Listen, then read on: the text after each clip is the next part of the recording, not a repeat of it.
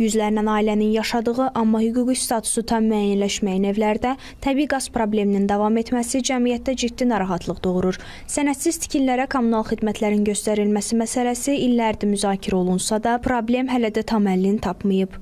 Hazırda olduğumuz ərazidə onlarla yaşayış evləri var. Evlər artıq məskunlaşıb, hətta ərazidə müəyyən infrastruktur da mövcuddur.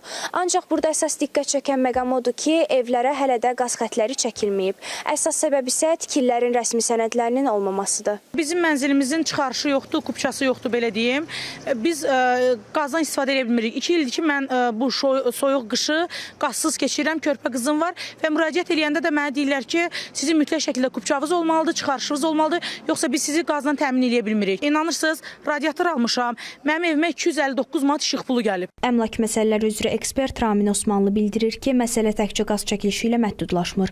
Problem sənədsiz tikililərin ümumi hüquqi statusundakı boşluqlardan qaynaqlanır. Faktiki olaraq sənədsiz evlərin kommunal təchizata qoşulması prosesi də müşahidə olunmaqdadır. Bununla bağlı ayrı-ayrılıqda, müəyyən vaxtlarda məlumatlar daxil olur. Bundan istifadə edən bəzi şəxslər, tutaq ki, əvvəllər 300, 350, 400 manat konkret hesaba ödəniş etməklə qaz təchizata qoşulmaq mümkün idisə, indi eyni addımı atmaq üçün 10 dəfə artıq və konkret bəlli olmayan yerlərə ödəniş etmək lazım gəlir. Köhnə tarixlə, qanun pozuntusu ilə bu cür işlər görülür.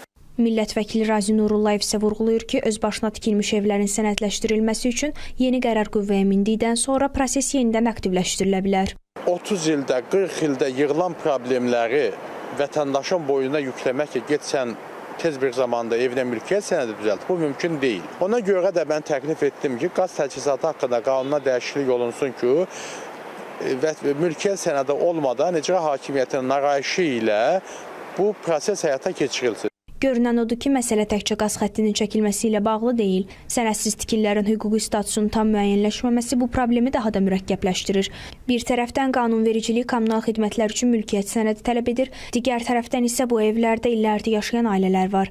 Ekspertlər hesab edirlər ki, problemin həlli üçün həm hüquqi mexanizmlərin sadələşdirilməsi, həm də vətəndaşların kommunal xidmətlərə çıxışını təmin edən daha çevik yanaşma vacibdir.